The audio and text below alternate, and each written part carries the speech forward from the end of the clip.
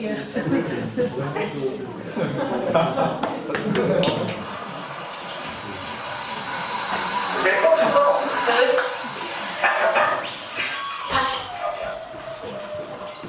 안녕하세요. 저희는 SBS에서 9일째 박사신생 김채경 반갑습니다. 네, 안녕하세요.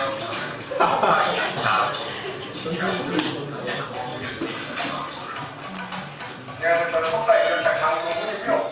최문영 교수님 AGN 테크놀로지 퍼블릭 랩에서 근무하고 네, 안녕하세요. 저는 박사과정 2년차의 정준이라고 합니다. 저는 지금 피셔 교수님 랩에서 연구를 하고 있고, 저의 관심 주제는 과학철학적 이해가 이제 과학정책 수리 과정에 어떻게 기여할 수 있는지를 찾는 것이 저의 주요 관심사입니다. 컴퓨피셜 분야에서 공부하고 있는 박사과정 1년차 한혜정이고요. 저희 연구 키워드는 일단 과학 철학, 머신러닝 인공지능, 그다음에 과학과 가치, 응용주의 이 정도를 공부하고 있습니다. 저는 고등학교에서 과학기술 따로 거치고 발전시키는 부분들을 하고 있거든요. 과학기술 정책학 부정책이 있다는 것을 알게 되고 부정책을 하게 되면서 수업들을 듣게 되었는데 과학 안에 있는 문제를 뿐만 아니라 과학한 사람들, 과학과 연구하는 제도들, 시스템 이런 것들에 대해서 공부를 하게 되면서 이게 진짜 순수 과학을 하는 거 말고도 SBP에서 이런 걸 공부해보면서 재밌겠구나, 나한테 잘 맞겠구나 이런 생각이 들어서 대학원에도 지원을 하게 되었습니다.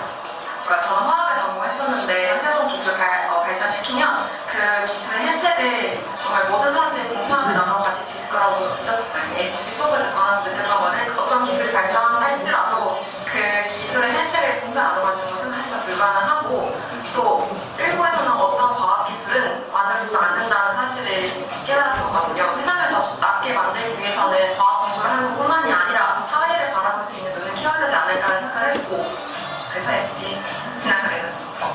산업단지의 환경사라는 주제를 연구하고 있고요. 석유공사는 정유회사, 석유화공사들의 역사를 따라가고 있는 중입니다. 세대가 거주 지역에 따라서 그 사람들의 쓰레기 처리 행동이 어떻게 달라지는지에 대해서 통계 분석 중심으로 연구를 지금 진행을 하고 있습니다. 하루의 대부분은 이제 교실에서 책 논문이나 시간에 썼던 글을 읽으면서 나머지에 가면 이제 또 똑같은 그 일을 하다가 이제 좀 약간 지식 부분들이 있어서 같이 또 이제 이야기 나누면서 점수를 충전하고 그렇게 간단하게 진행이긴 하지만 공부를 할수록 자극이 되는 것도 많이 있고 사람들마다 다 이제 자기 개성을 잘 살릴 수 있는 것이라고 생각보다 풍족한 분이다. 너무 좋아요. 진짜 좋아요. 저희는 출퇴근이 따로 없어서 시간 맞아요. 교수님 정말 좋으세요. 존중이라고 생각합니다. 그 되게 다양한 학문 배경을 가진 교수들이 모여서 또 학생들도 다 각자 다양한 주제로 연구를 하는데 서로가 다른 주제를 하는 거에 있어서 다들 너무 존중하고 그렇기 때문에 이야기했을 때 우리가 좀 더 시너지가 그런 점이 진짜 되게 장점이에요. 자유로움이 있어요. 뭐든지 이게 주제선정 자유롭게 하는데 원하는 방식대로 공부를 해도 되게 새롭게 그냥 나만의 어떤 테크트리를 쌓아가는 잘 생각하세요. 좋아요. 오세요. 진짜 너무 재밌고 다들 너무 열심히 하는데 일단 이게 흥에 또 넘치는 한국 커뮤니티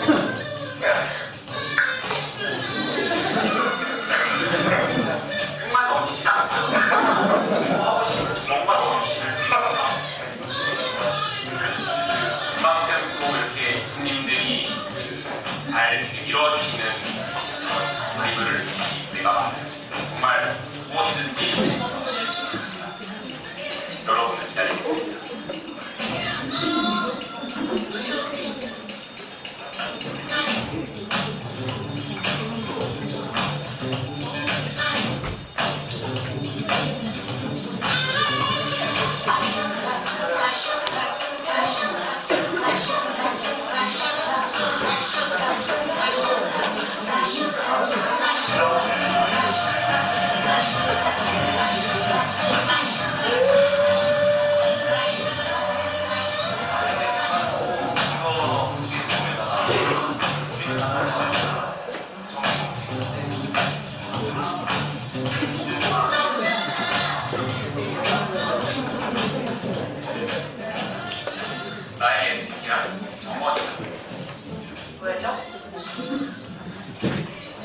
싸드세요.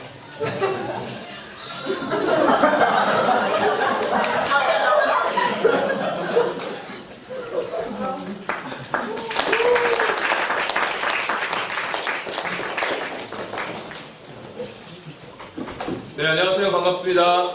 카이스트 과학기술정책대학원 석박사 학부 부전공 수능에 오신 모든 분들 진심으로 환영하고요.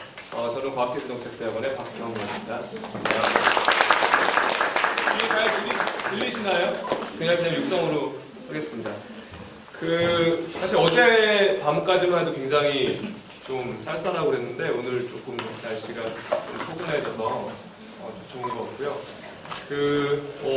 3월에 개강하고 또 입학하신 분들도 계실 텐데 중간고사로 이렇게 심각하게 달려가는 되게 좀 바쁜 시간에도 오셔갖고 정말 감사드립니다.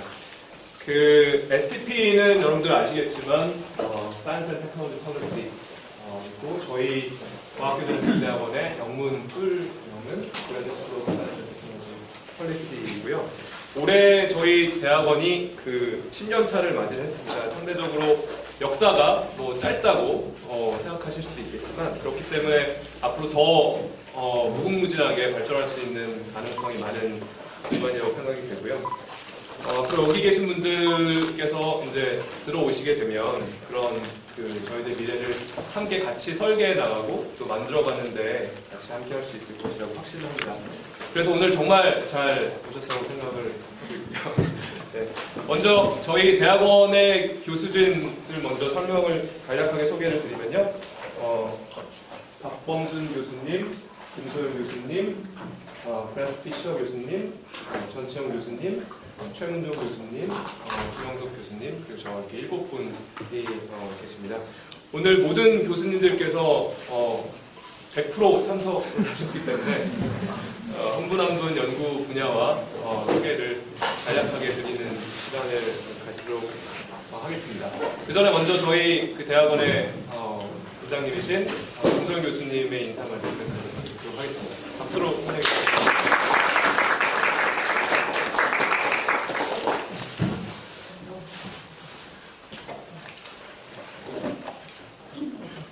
안녕하세요.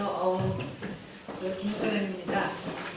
오늘 STP 설명을 와주셔서 감사합니다. 아까 비디오에서 본 것처럼 STP의 두 가지 특성 중에 하나가 잘 드러나는데요. 저는 두 가지 특성이 첫 번째는 엄청난 다양성이라고 생각합니다. 왜냐하면 전 세계를 돌아봤을 때 역사, 정치학, 경제학, 사회학 이런 게 한꺼번에 있는 바가 별로 없을 것 같고요. 그다음 두 번째 특성은 STP가 끊임없이 변화하는 곳인 것 같습니다.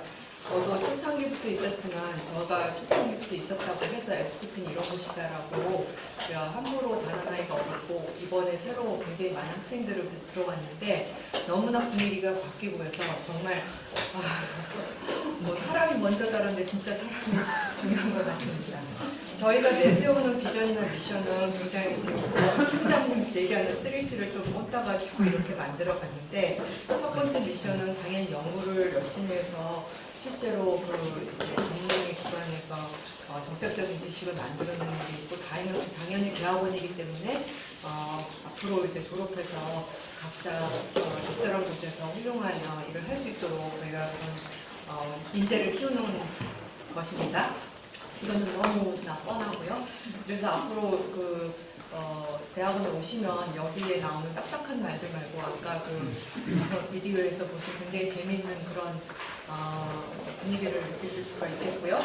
이걸로 이제 특과 소개를 간단히 드리고 그다음부터는 각자 교수님들 소개라서 어차피 제가 먼저 와가지고 제 연구 분야를 먼저 소개드리겠습니다. 저는 이제 STP에서 R&D 코어스를 하는데 올해가 아폴로에 사람이 도착한 지 딱 50주년이 됐는데요. 왜냐면 1969년에 가서.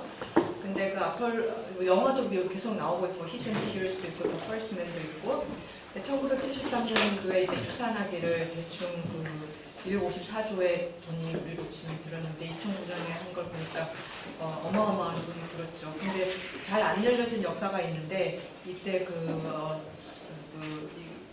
아폴로를 보내기 전에 그 전 해에 이제 마틴 루터 킹 목사가 암살당하고 그 다음으로 이제 그 뒤를 이었던 이 목사가 이런 얘기를 했거든요. 그래서 그때 이렇게 엄청난 성취를 했는데 흑인을 비롯해서 이런 사람들 그 돈을 어디다 쓰는 것이냐 이런 게 있었는데 그게 이제 그 R&D 정책의 아주 중요한 문제거든요. 그러니까 이 어떤 때 어떻게 쓸 것이냐는 세상에 공짜가 없기 때문에. 그리고 두 번째 문제는 똑같이 아폴로인데 이건 아폴로 11호 달에 간 그 처음 착륙한 게 아니고 사고가 나가지고 막 이제 돌아온 건데 아폴로 11호가 영화로도 만들어졌고요. 근데 거기 보면 뭐라고 되냐면 아폴로 이렇게 달에 가는 건 사실 기적이 아니다. 다 기술이 있죠. 근데 결국은 우리가 거기로 가기로 결정했기 때문에 간 것인데 그래서 지금 뭐 북한 핵 같은 경우도 사실 그런 표현을 쓰거든요. 핵 무기 만드는 거는 무슨 고도의 새로운 기술이 아니고 그걸 이렇게 표현하는데 1945 테크놀로지라고 해서 아무 나라나 다 만들 수 있는 핵무기인데 사실은 근데 그게 굉장히 복잡한 그 체제 그 정치적인 이유로 굉장히 또 고도의 그런 레귤레이션 위즘이 존재하는 것이고요. 그래서 이게 이제 두 가지 측면 어떻게 어디다 뭘 쓸 것이냐 이 어마어마한 연구비를 그리고 또 이제 어떤 것을 기술이라든지 과학이라든지 그런 미술이 엄청나게 펼쳐져 있는데 그 중에서 뭘 할 것인가 하는 그 부분 그게 이제 R&D 프로세스의 굉장히 중요한 핵심 된다라고 보고요. 이런 연구를 하고 있습니다. 네, 감사합니다. 다음은 최은정 교수님.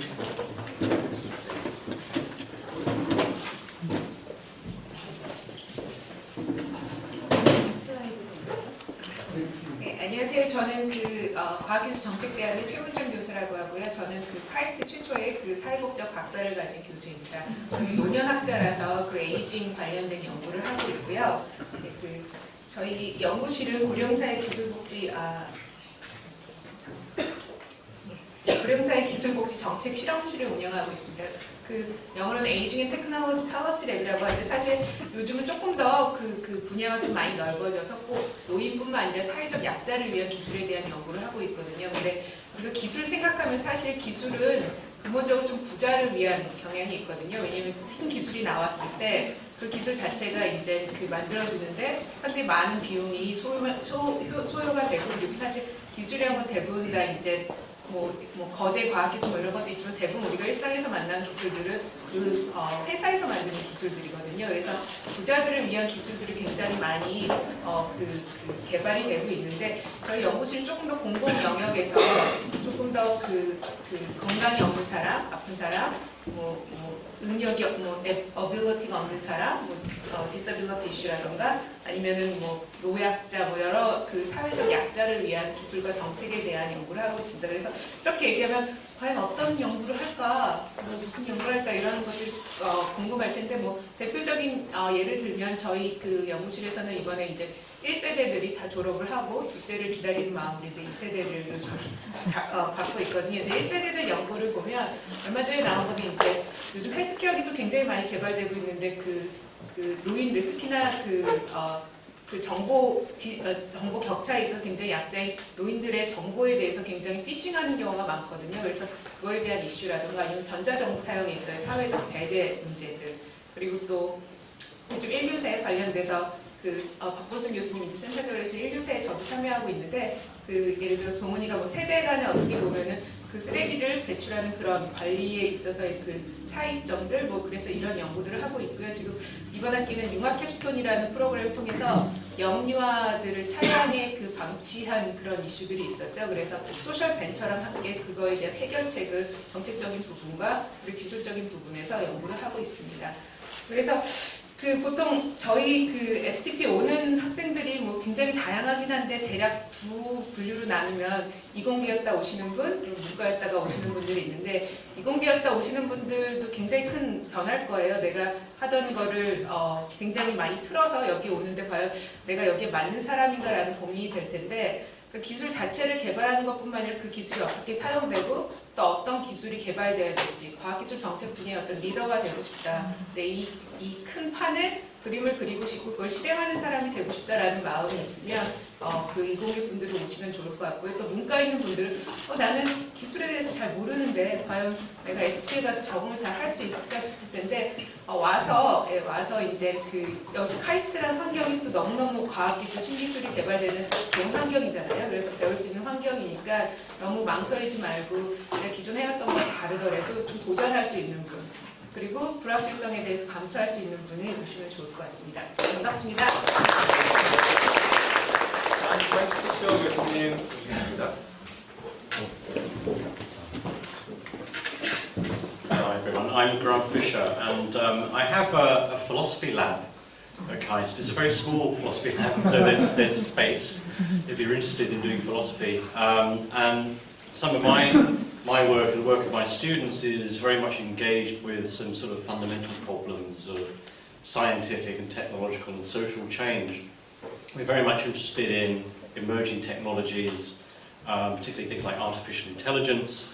I have a background myself in studying the sort of philosophical implications of scientific modelling, so I'm interested in fact we're all interested in how it is that sort of changes to strategies of modelling, for example, using simulations or using artificial intelligence, can actually change and cause adaptations in strategies of scientific methodologies, which is a very sort of fundamental aspect of philosophy of science, because philosophy of science, it may sound sort of like a very abstract kind of discipline, but really increasingly these days, and especially for people like me and my students Richard and Hedron, we're very much interested in the nature of scientific practice, and so a lot of what we do is very much connected to and deriving our kind of ideas from what actually happens in scientific and technological development.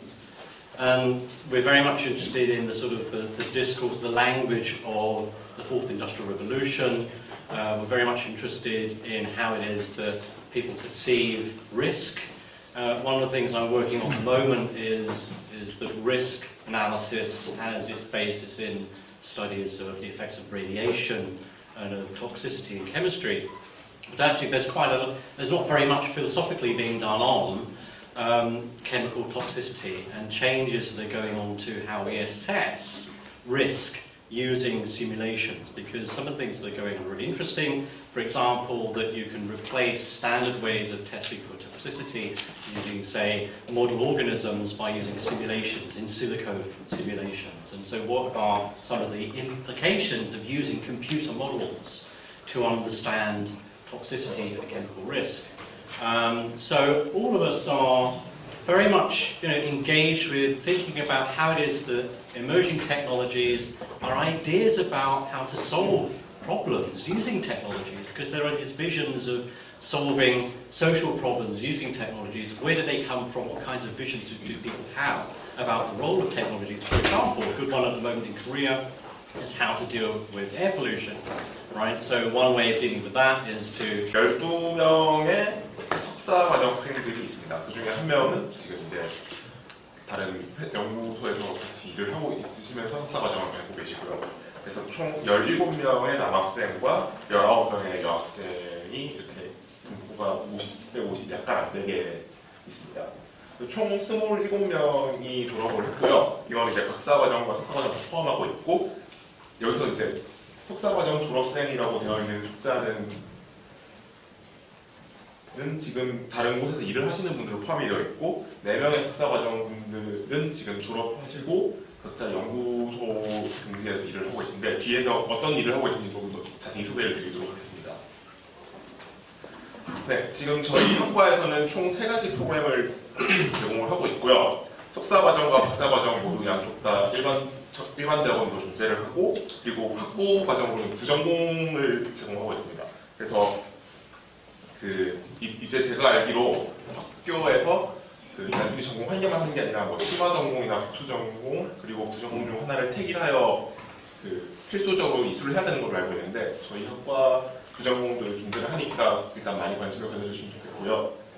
이제 다른 대학원이랑 비슷하게 석사 과정과 그 박사과정에 매너토리한 코스들이 다 존재하는데 일단 석사과정을 이수를 한 상태에서 박사과정으로 들어오시는 경우에 이 석사 때 수강을 했던 과목들이 다 학점이 다 인정이 되기 때문에 박사과정 때는 상대적으로 수업 부담은 좀 줄어듭니다. 그래서 석사 때 이제 전공 필수 과목 2과목을 들어야 하고 그 다음에 전공 선택 과목을 총 5과목을 들어야 합니다. 그리고 연구학점은 그 추가적으로 같이 신청을 하게 되고요. 그리고 그 외에 일반 그 학점으로 리더십 학점과 그 윤리 및 안전 이런 것들은 공통적으로 다 이수를 해야 되는 부분이고요. 그리고 과학 그 사이언티픽 라이팅이라고 해서 글쓰기 수업도 그 전교생이 다 들어야 하는 과목으로 같이 필수로 이수를 하셔야 됩니다. 다만 이제 그 확률과 통계 같은 수업은 저희 학과에서는 필수로 요구하지 않습니다. 네, 이 목록은 이제 저희 학과에서 제공하는 수업의 목록인데요. 한 학기에 이 수업들이 다 열리는 것은 아니고 각 학기마다 교수님들이 이제 선택을 하셔서 강의를 열게 됩니다. 일단 여기에 있는 과목만 제한되는 것은 아니고 이것보다 더 다양한 과목들이 있는데 슬라이드에 한개상 추려서 넣은 것이고요. 자세한 목록이나 이런 것들은 학과 홈페이지에서 확인하실 수 있으니까 홈페이지를 조금 더 참조해 주시면 좋을 것 같습니다. 네, 그리고 이제 연구활동 이외에 저희 학과에서 학생들이 자체적으로 하는 활동들에 대해 소개를 드리려고 하는데요. 우선 지금 아마 다들 받으셨겠지만 그 과학 뒷편이라고 학과에서 학생들이 모여서 그 잡지를 편집해서 발간을 하고 있습니다. 지금은 6호까지 발간이 된 상태이고 이게 1년에 2번 정도 발간이 되기 때문에 조금 또 기다리시면 9월쯤에 다음 호를 받을 수 있을 것 같습니다. 또 신청을 페이스북을 통해서 받고 있으니까 관심 있으시면은 페이스북 과학특현 페이지를 찾아주시기 바랍니다. 또 그 외에 이제 한겨레에서 그 칼럼을 연재한 학생들이 있었고요. 여기 이제 저희 학과 박사과정 학생 2명이 진행한 팟캐스트와 그 내용을 담은 책 과학기술의 일상사가 또 출간되게 됐습니다. 기계평들이라는 책에는 이제 전치영 선생님이랑 전치영 선생님 지도학생인 김성은 학생이 챕터를 맡아서 글을 쓰게 되었고 또 이 누가 자연을 설계하였는가라고 하는 자성프의 책을 번역에 참여하기도 하였습니다. 그리고 이건 이제 학과에서 지원을 하는 동아리 활동인데요. 저희 학과에서 동아리라고 하면은 약간 그 즐기는 종류의 동아리도 있지만은 기본적으로 조금 더 학술적으로 하는 사람들이 더 많은 것 같습니다. 그래서 뭐 철학 리딩을 한다던가 아니면은 과학 기술학 리딩을 하는 그룹, 그리고 여기는 박사 학위 논문 준비하는 박사과정 학생들이 모여서 서로 글을 읽고 평가하는 그런 종류의 모임도 있었고요. 제주도에 관해서 스터디를 하는 모임이 있었는데 제주도에 대한 스터디라고 하는 게 제주의 역사 그리고 제주도에서 이루어지는 기술 이런 종류의 것들에 대해서 스터디를 하는 것으로 알고 있습니다. 또 그 외에 이제 영화 좋아하는 학생들이 모여서 영화 상영회를 연다던가 그리고 악기를 다루는 학생들이 모여서 밴드 활동을 하기도 했었고요. 지금도 이제 올해는 또 다른 종류의 동아리들이 또 만들어지고 있는데 이번에 제가 아는 거는 통계 프로그램 스터딩 관련해서 동아리가 하나 있는 것으로 알고 있고 그 외에는 정확히는 또 다양하게 있는데 아마 올해가 끝날 때쯤 확실하게 될 것 같습니다. 이제 말씀드리려고 하는 건 이제 많이들 질문을 하는 부분들인데요. STP를 졸업하면 어디로 가느냐라는 질문이 저희 학과에 많이 들어오는 질문 중 하나입니다. 그래서 아까 이제 소개해드렸다시피 지금 졸업생이 한 27명 정도 있는데 그분들이 뭐 정부 출연연구소인 원자력 통제기술원, 한국과학연구원 그리고 과학기술정책연구원 등에서 일을 하고 계시고요. 또 그 외에도 한국바이오협회 바이오경제연구센터, 대한의사협회 의료정책연구소 등에서도 일을 하고 있습니다. 해외 기업으로 취직을 하신 분도 계시고 이제 박사과정으로는 물론 저희 학과 박사과정을 오시는 분도 많이 있었지만은 그 외에도 그 국외에 유학을 간다던가 아니면 국내에 있는 법학전문대학원 내지는 행정대학원으로 진학을 한 경우도 있었습니다. 그 이외에는 뭐 국제원자력기구, 국립중앙과학관, 그다음에 박사과정 졸업 후에 현재 카톨릭대학교 인문사회연구소에서 포닥을 하고 있는 분도 계시고요. 그다음에 이스트, 그다음에 유네스코 무람보 국제연구교육센터에서 일하고 있는 친구도 있고 이분은 지금 이제 파트타임으로 박사과정도 같이 하고 계시고요. 그다음에 이 컨설팅 아날리스트로 활동하고 있는 석사과정 학생도 있었고 지금은 석사과정은 그만둔 상태지만은 이쪽에서 일을 하고 있고요. 또 저희 학교 박사과정 학생 중 한 명이 현재는 창업 휴학을 하여서 그 비플렉스라고 하는 스타트업에서 일을 하고 있기도 합니다. 또 이제 두 번째로 이미지가 깨졌는데 잠시만요. 이미지가 깨졌어.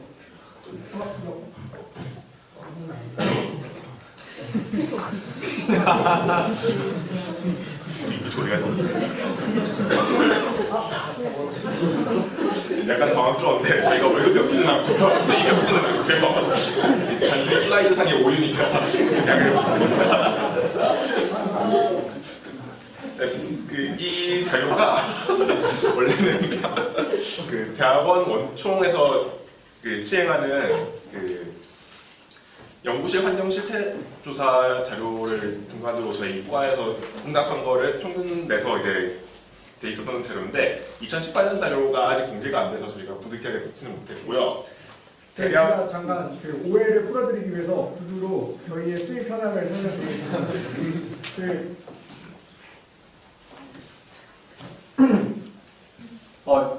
2016년 기준으로는 월평균 교내 수입이 80만 원, 월평균 교회 수입이 30만 원 정도 됐고요. 그리고 2017년 같은 경우에는 92만 원, 43만 원으로 다소 증액된 것을 확인할 수 있습니다. 저희의 대학원의 그 전망이 상당히 밝다는 것을 의미하며 인류세 연구센터에 상당히 많은 학생들이 TA로 활동하고 있는 만큼 연구하기에 너무 좋은 환경이라는 걸 다시 한번 말씀드리고 싶습니다. 네, 그 슬라이드가 무리를 일으켜서 죄송합니다. 네, 그런 식으로 이제 저희 학과에서도 그렇게까지 뭐 고정된 수익이 각 학생들마다 다 있는 건 아닌데 자기가 어떤 프로젝트에 참여하여서 활동을 하냐에 따라서 그 활동량만큼 수입을 얻을 수 있다는 점을 먼저 말씀드리고 지나가려고 합니다.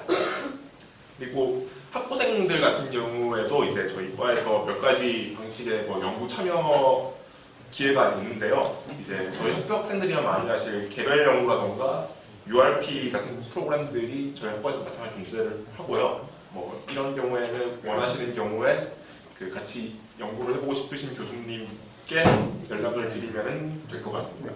그리고 펀디드 프로젝트 같은 경우에는 저희 학과에서 이제 진행하는 프로젝트들 중에서 가끔 그 학부생 RA 조교를 모집하는 경우도 있기 때문에 그런 경우에 참여를 하시면은 같이 일을 하실 수 있고요. 또 인턴십 같은 경우에는 뭐 연구소라던가 이런 곳에서 그 인턴을 모집할 때 저희 학과를 통해서 인턴 참여를 할 수 있고 뭐 여태까지 이런 기관들에서 저희 학과를 통해 인턴십을 수행할 수 있었습니다. 네, 그리고 이제 그 2019년도 가을 학기 모집 일정 같은 경우에는 지금 내일부터 4월 16일까지 먼저 접수를 하게 되고요. 5월 16일에 합격자 발표, 일단 서류 합격 발표가 나게 됩니다. 그리고 5월 20일부터 24일 중에 면접이 진행되는데 이거는 개별적으로 면접 일정이 결정되니까 서류 심사 결과 확인 이후에 확인하실 수 있을 것 같고 또 6월 달이 되면 최종 합격자 발표가 됩니다. 저희 학과 같은 경우에는 다 학과에 대해서 원서가 조금 더 양이 많은 편인데요.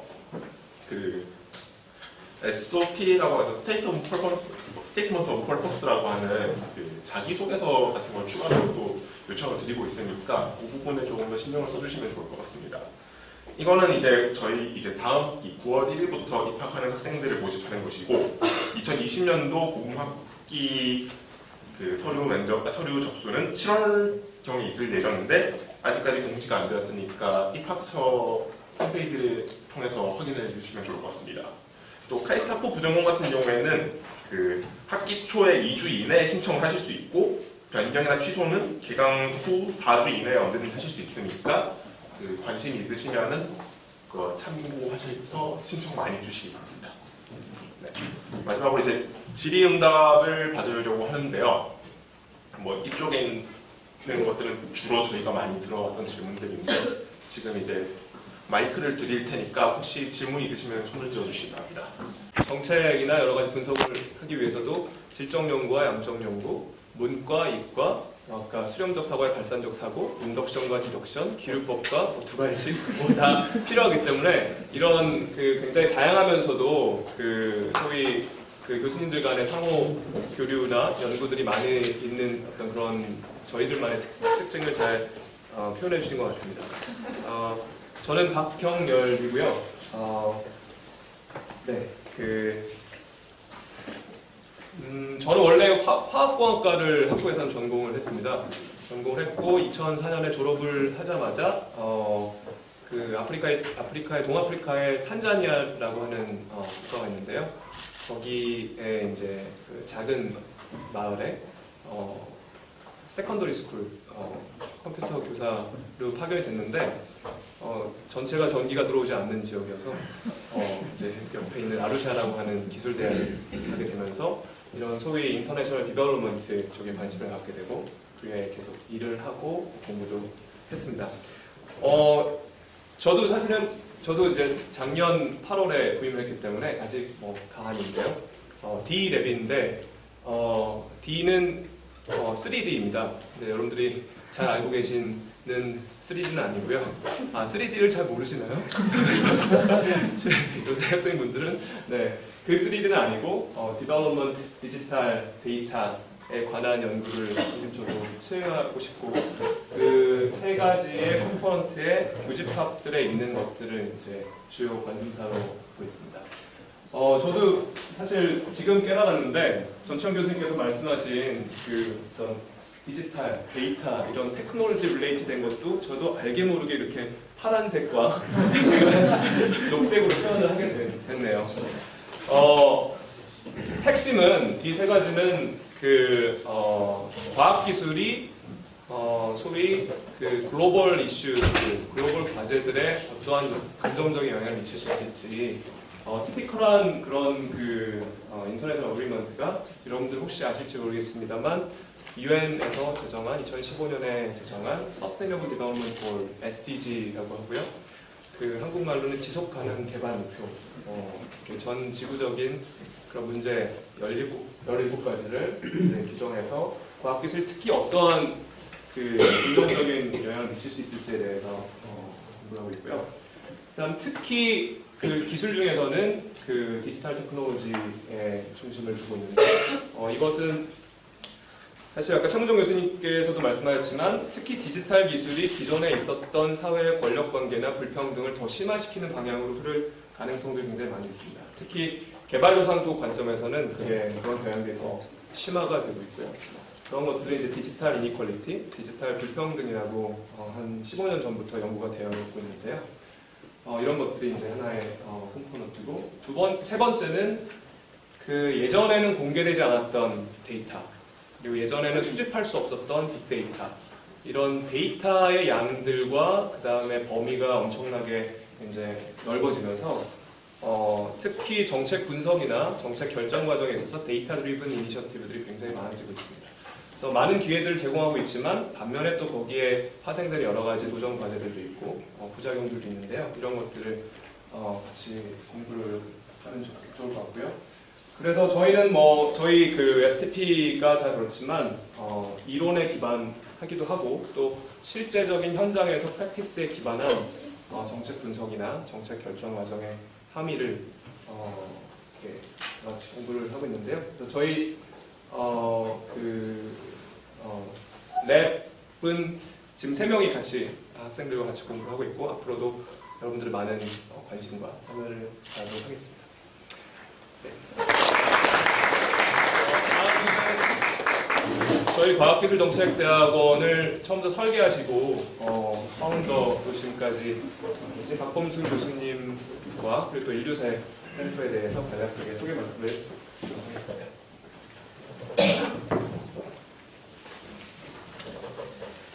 안녕하세요. 저 박범수입니다. 다음.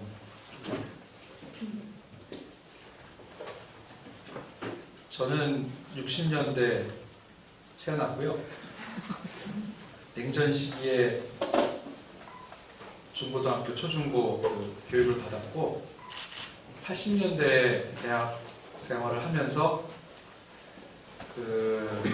한국의 민주화되는 과정을 봤고 좀 지나서 냉전이 끝나는 것도 제가 가서 본 건 아니고 TV로 봤습니다. 그리고 그 소비엣이 무너지는 것도 봤고요.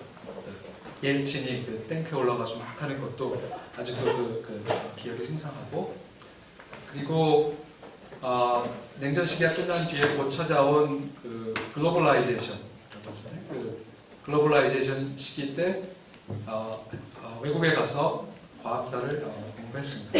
그리고 2000년대에 아직도 분단된 한국에 돌아와서 교편을 잡게 됐죠. 공부한 거는 학부 때는 화학을 공부를 했고, 대학원 때는 과학사를 했고, 그리고 잡은 과학기술 정책 관련된 잡을 잡았습니다. 이거 모두 다 제가 선택한 거거든요. 누가 막 시켜서 한 거 아니고 제가 열심히 해가지고 잡도 얻었고 어플라이해서 대학도 들어가고 다 했습니다. 그런데 돌이켜 보면은 이건 다 제 개인이 결정한 거긴 하지만, 어떻게 보면은 각각의 역사적인 상황 아니면 여러 가지 상황이 또 굉장히 중요했던 것 같아요.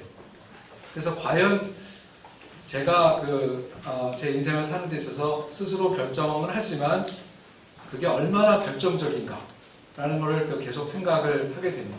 그러니까 여러 가지 그러니까 자연과학적인 얘기를 하자면 공학적인 얘기를 하면 컨스트레인트가 있는 거죠. 거기서 제가 이제 선택을 하는 건데, 그래서 제가 결정한 거기도 하지만 또 시대가 또 결정한 거기도 하고 아니면 여러 가지 상황 때문에 그렇게 된 거기도 하고 그런 여러 가지들이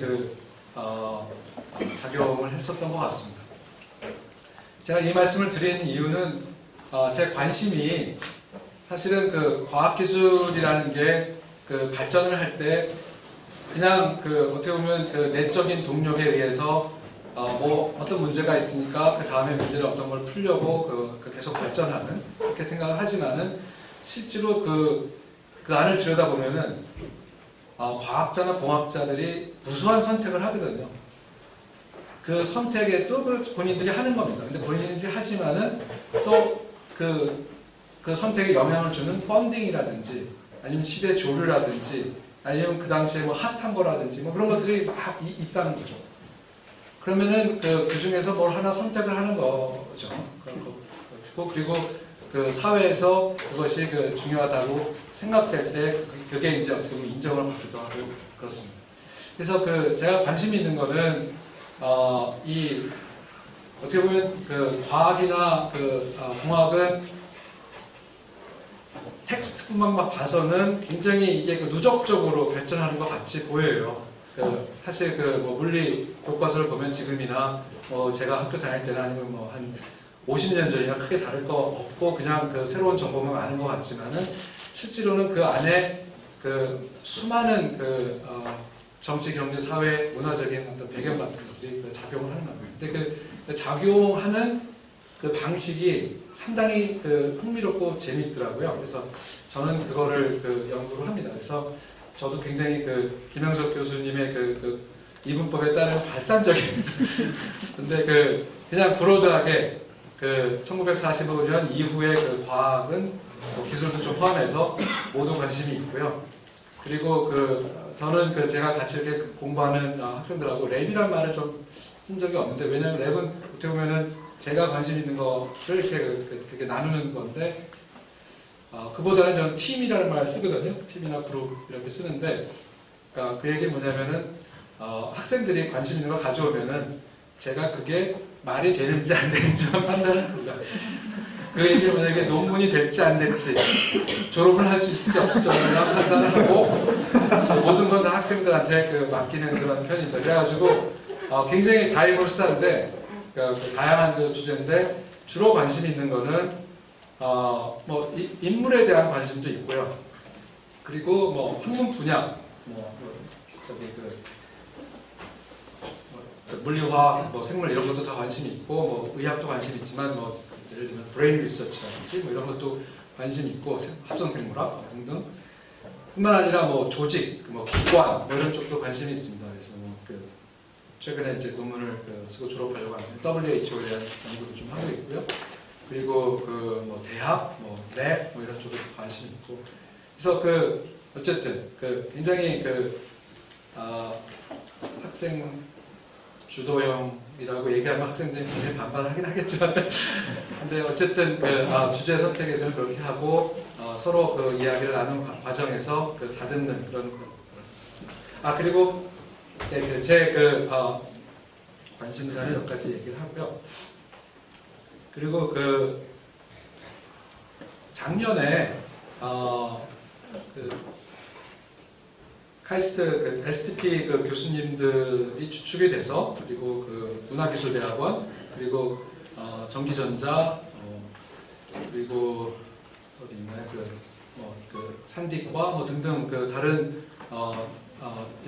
다른 학과의 교수님들과 힘을 합쳐가지고 융합연구센터를 지원해서 운이 좋게 됐습니다. 그래서 융합연구의 이름은 인류세 연구고요. 연구센터를 운영을 하고 있는데 인류세에 대한 얘기는 조금 이따 더 말씀드리고 이 얘기를 드리는 이유는 인류세 연구센터에서 연구만 하는 게 아니라 교육도 한다. 그게 어떻게 보면은 융합연구 센터를 만드는 조건 중에 하나였거든요. 그래서 요번에 석사 전공 과정을 새로 시작을 하게 됐습니다. 그래서 이번 가을에 들어오는 학생부터는 인류세 전공을 신청할 수 있습니다. 그거는 뭐냐면은 두 가지 방법이 있는데요. 과학기술정책대학원을 지원을 하면서 전공을 할 수도 있고 문화기술대학원 쪽으로 지원을 해서 올 수도 있습니다. 그래서 과학기술정책대학원 쪽으로 하면은 인류세에 대해서 공감을 하고 이쪽에 정말 연구를 좀 집중적으로 하고 싶다고 하는 학생은 일지망을 그냥 여기다가 인류세 전공이라고 하면 되고요. 그리고 이지망으로 과학기술정책대학원 하면 됩니다. 그래서 일지망의 상황을 봐가지고 좀 소수를 뽑는데 어쨌든 뽑고 혜택은 센터에서 RA로 일할 수 있는 그런 기회를 제공을 합니다. 물론 뭐 과학기술정책대학원 들어와서도 센터 쪽에 관심 있어가지고 그쪽 일을 할 수도 있는데 어쨌든 들어올 때 그거를 선언을 하는 거죠. 그래서 이렇게 하고 문화기술대학원 쪽에서도 같이 하시는 분이 있으니까 그쪽을 통해서 볼 수도 있는 거고요. 그래서 지원을 할 때 그것만 이제 써주시면 되겠습니다. 요 그림을 잠깐 설명을 드리면 엔트로포신 인류세는 뭐냐면 엔트로가 인류라는 뜻이고요. 신이 새라는 뜻이거든요. 그래서 인류세인데 인간이 경제활동, 산업활동 다 과학기술에 바탕한 거죠. 최근에 들어서 의 활동이 너무 커져가지고 지구에 남긴 흔적이 너무나도 크다는 거죠. 그래서 그게 그 전에 있었던 지층의 어떤 표적이 될 정도로 큰 그게 있어가지고 그거를 새롭게 우리가 지질학에서 지층의 이름을 불러야 되는 거 아니냐. 그래서 인류세라는 말을 쓰기 시작했습니다. 그 전에 쓰던 말은 홀로세라는 말을 썼는데 한 11,000년 정도 전부터 인간이 약간 좀 지구가 따뜻해지면서 인간이 번성을 하고 그러면서 생긴 시기인데 최근 한 100년 또는 한 200년 정도 사이에 너무 큰 변화가 있어가지고 예를 들면 CO2가 엄청나게 증가했다거나 인간의 포퓰레이션이 엄청나게 증가했다거나 뭐 등등해서 너무나 큰 변화가 있어서 그걸 인류세라는 말을 해가지고 하자. 이 말은 뭐냐면은 인간의 역사와 이 그림이 보면은 이게 그 네이처의 16년에 나왔는데 인간과 이 지구가 하나가 되는 그러니까 인간의 그 역사와 지구의 역사가 하나가 되는 그런 거다라는 그런 얘기를 하고 싶어서 이런 그림을 썼었습니다. 이거는 절대적으로 그 융합을 해야 되는 거고요. 그래서 이게 그 인류세 연구센터 홈페이지고 그 주로 하는 일은 그 연구, 교육, 그 인게이지먼트라고 해서 사회 참여 뭐 이런 겁니다. 그래서 연구는 제가 이제 그 붙인 이름인데 그냥 인터디스플리너리가 아니라 레디컬한 그런 그 관점에서 그 과학, 공학, 그 인문, 사회 그리고 예술까지 하는 거고 그 교육은 아까 말씀드렸듯이 아직은 석사 과정만 있습니다. 그리고 말씀드리면은 그 인게이지먼트와 관련돼서 사회 참여와 관련돼서 저희가 주로 생각하는 거는 교육이라고 한다면 초중고 그리고 대학생들 대상으로 하는 그리고 일반 시민들을 대상으로 하는 교육뿐만 아니라 전시 그리고 그 필름 그래서 EBS도 EBS에 저희가 좀 도움을 드리는 거죠. 공동 제작이라고 얘기하면 좀 너무 그렇고 조금 도움 드려가지고 3부작 그 인류세 다큐멘터리가 6월달에 방영될 예정입니다. 그리고 여러 가지 출판 그런 것들도 생각을 하고 있습니다. 그래서 관심 있는 분은 이쪽에 지원하시면 될 것 같고요. 최근에 이게 문화과학이라고 문화비평 전문지인데 여기에 이건 보모입니다. 보모의 인류세 특집이 나왔을 정도로 지금 사회적으로 굉장히 많은 관심을 끌고 있습니다. 여기 간략하게 브로셔를 가져왔으니까 관심 있는 사람들은 여기서 나중에 가져왔습니다. 감사합니다.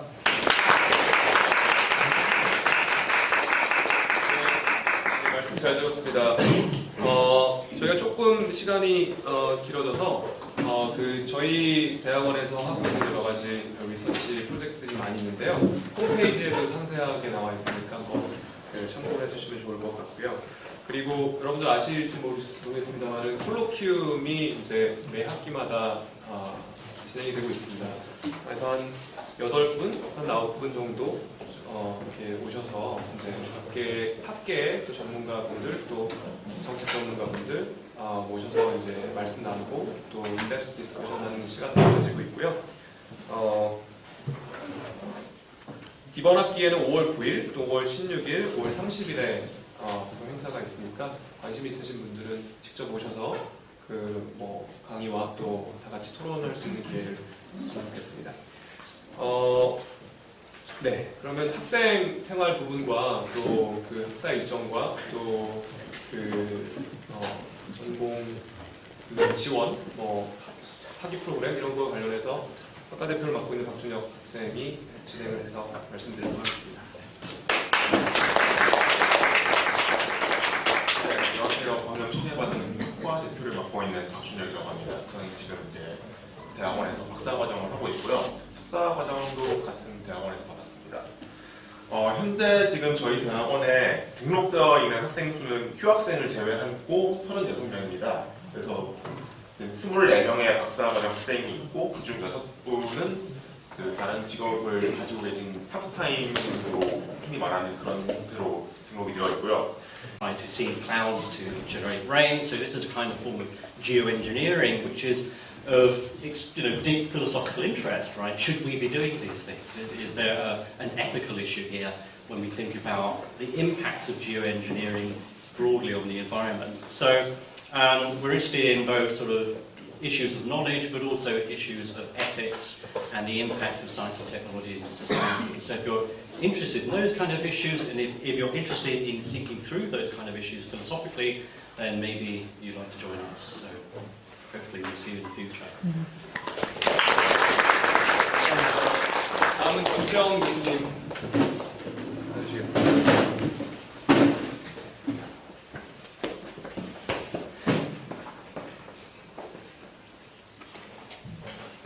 안녕하세요. 저는 전치영입니다.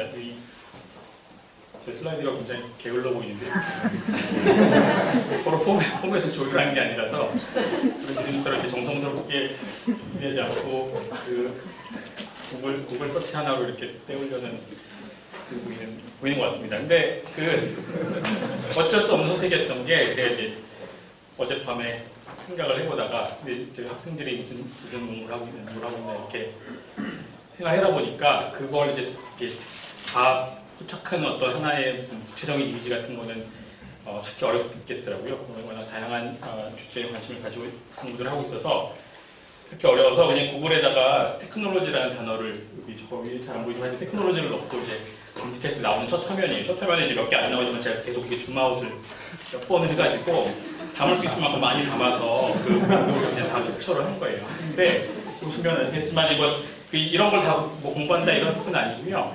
우리가 이 테크놀로지라고 했을 때 떠오르는 이 이미지에 좀 문제가 있다는 생각을 갖고서 하는 것이죠. 이제 저희가 하는 공부가 이제 뭐 이렇게 그 그룹에 굳이 이제 이름을 붙이면 뭐 테크놀로지 앤 소셜 이미지네이션 이렇게 돼 있는데 하여튼 테크놀로지를 가지고 테크놀로지를 통해서 또는 뭐 테크놀로지에도 불구하고 우리가 어떤 조금 더 나은 사회를 상상하려고 할 때 어떤 일이 생기는가에 대한 연구를 한다 이렇게 하면 이거 같은 어렵긴 한데 그때 우리가 생각하는 테크놀로지가 일반적으로는 이렇게 상당히 획일적입니다. 대체로 파란색이고요. 테크놀로지는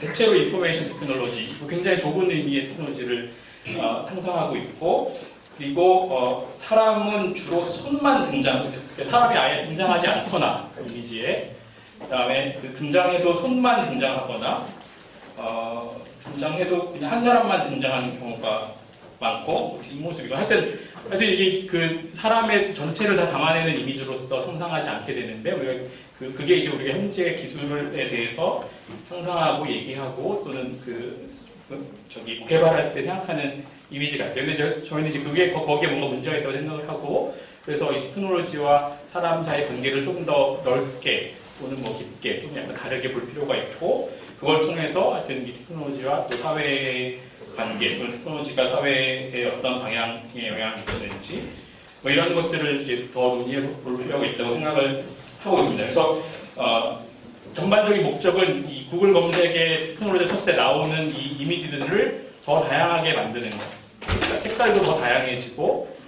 등장하는 기술의 종류도 뭐 이런 게짓들만 등장하는 것이 아니라 뭐 좀 다른 종류의 더 일상적인 기술들 또는 더 인프라스트럭처라든가 뭐 평소에 잘 보이지 않던 것들도 등장하게 만들고 또 이런 이미지를 등장하는 사람들도 더 다양해지게 그게 뭐 젠더적인 그렇든 뭐 레이스, 뭐 클래스 하여튼 여러 가지 범주를 생각을 했을 때 더 다양한 사람들이 여기에 등장해서 더 다양한 이슈들이 테크놀로지라는 키워드를 가지고 논의될 수 있도록 하려는 게 저랑 저와 같이 공부하는 학생들이 하고 있는 작업이라고 할 수 있습니다. 고맙습니다.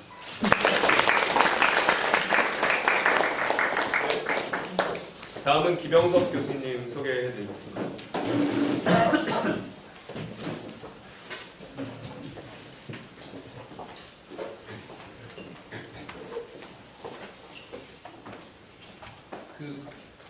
만나서 반갑습니다.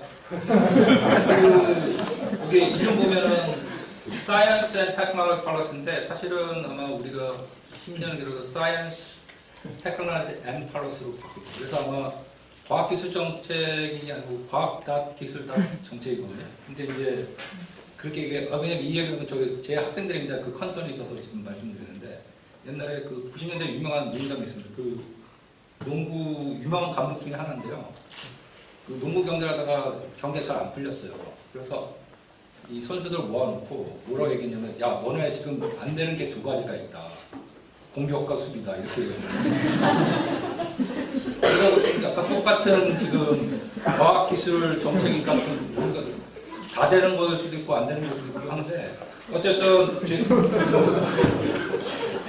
제 수업에 있는 학생들이 이제 컨선이 있기 때문에 그 컨선을 제가 풀어주려고 어쨌든 제가 이해하는 거는 저는 제 슬라이드 그래서 저 소개를 안 하고 농구 감독 얘기만 했습니다. 저는 김원표라고요. 여기 경력은 별로 안 보이는데 원래는 이게 세 번째 과입니다. 중학교. 그러니까 경제학부 교수를 하다가 그다음에 경영대 교수를 하다가 그다음에 이제 정책 과학기술학 정책대학원 지금 세 번째로 왔는데, 근데 교수도 그런데 학부 때 전공도세가 지금 다 해봤어요. 그러니까 학부 때 경영을 했다가 그 다음에 응용수학 석박사를 했다가 경제학을 했는데 경제학도 제일 처음에는 미시경제 이론을 했다가 거실을 해봤기 때문에 그 웬만한 건 이제 다 퍼스펙트를 다 해보니까 결국은 공격수가 다 안 되는 그런 거가 사실 제일 좋더라고요. 그래서 그다음에 두 번째로 말씀드리는 건 그래서 저는 이제 제 전공은 거시경제고요.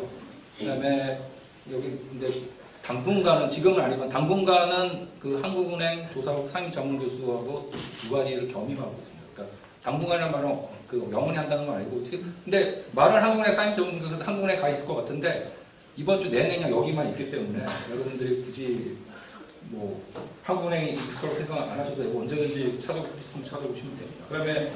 그럼 제가 하는 건 뭐냐? 저희 그 사실 온 지가 얼마 안 됐기 때문에 아직은 일단 랩부터 만들어 놓고 이제 학생한테 이제 랩은 소위 말하는 사이언스 모니터링 팔러스 랩입니다. 그래서 잘 보시면은 사이언스 모니터링 팔러스인데 사이언스 들어가고 팔러스 들어가 있잖아요. 사실 테크놀로지만 지금 없는데 어딘가 들어가는 그 간단합니다. 우리가 하는 건 뭐냐? 우리가 아까 여기 그 교육에서는 보통 두 가지를 얘기합니다. 발산적 사고와 수렴적 사고에 대해서 얘기해요. 근데 아까 전치영 교수님이 보여준 게 전형적인 발산적 사고의 그 핵심을 보여주는, 그러니까 생각을 발산 이렇게 하는 건데, 저는 그 정치영 교수님 바로 극과 극의 반대판, 그 수렴적 사고의 전형을 보여주는 겁니다. 그러니까 뭐냐면 우리 발전은 굉장히 반대입니다. 그 옆에 보시면 잘 보이시죠? 저게 우리가 필터링 데이터를 한 건데 이게 우리가 맞아있는 거시 경제학의 위기들을 저 데이터 하나로 그냥 보여주는 거예요. 보시면 굉장히 플락테이션입니다. 그렇죠? 그 다음에 여기 2008년대 저게 주요한 전 세계적 또 미국의 중요한 그 경기 불안이라고 그 그레이트 리세션 이런 걸 표현하는 건데, 그러면은 거시 경제학이 뭐 하는 거냐? 이게 바로 현대 센트럴 중앙은행들이 하고 있는 예측이에요. 한국은행을 포함해서. 예측은 뭐냐면은 굉장히 간단한 몇 개의 이퀘이션을 가지고 저거를 저런 경기 변동을 방지하거나 아니면 성장을 하거나 하게끔 하자는 게 최고의 거시 경제학이. 그래서 리서치 퀘스천은 굉장히 간단합니다. 센트럴뱅크의 모니터리 폴리시가 비사이클 스테이블라이즈 할 수 있냐? 그래서 없냐? 바로 이런 플락티네이션을 안정화시킬 수 있냐 없냐, 그게 바로 우리 그 굉장히 간단한 값 중에 하나고, 그럼 아까 지금 계속 테크놀로지에 빠져 있잖아요. 그 테크놀로지는 어디 있냐? 그게 최근 이론에 의하면은 R&D, 테크놀로지를 기술 개발하는 게 저 밑으로 내려갔을 때 다시 오는 거죠. 거기에 도움이 된다는 이론이 최근 2017년에 이론이 전개되고 있어요. 그래서 또 옛날 같으면 통화정책이 보면 여기 지금 테크놀로지가 없습니다. 근데 최근에 이론들은 R&D나 R&D 테크놀로지가 들어간 통화 정책에 대해서 많은 사람들이 관심을 갖기 시작했고, 그거를 디벨롭먼트하기 위해서는 그러려고 하니까, 그에 보면 아까 이 테크놀로지는 숨겨져 있고요. 하여튼 사이언스 모니터링 플러스 이 카이스트, 특히 과학 기술자 정책 대원에서는 가장 맞는 거다. 그래서 컨셉을 갖고 있는 학생들 오시면은 뭐 여러 가지를 발산적 사고와 수렴적 사고를 다 해보면은 다 될 수도 있고 안 될 수도 있는데 다들 바라고. 그다음에 저희 랩에 대해서 이제 아직 학생을 모집 중입니다. 그래서 아직 학생은 학생인데 제로인데 지금 저희 랩에 대해 성격에 대해 얘기하면 저희 랩에 보시면 일단 유튜브를 안 찍어도 돼요. 저희 학생들, 제가 가는 수학생들은 주로 이제 유튜브나 이런 걸 싫어하고 그러니까 어디는지, 저도 사실은 웹사이트에 제 얼굴 올라가는 거 되게 싫어해요. 사실 제가 사진 찍는 거 별로 안 좋아해요.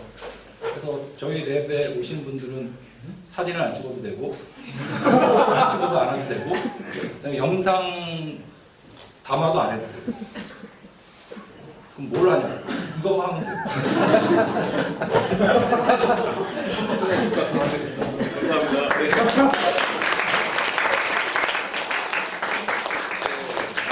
김영석 교수님께서 작년 8월에 부임하셨고요. 네. 그리고 아마 저희 과학기술정책대학원의 핵심인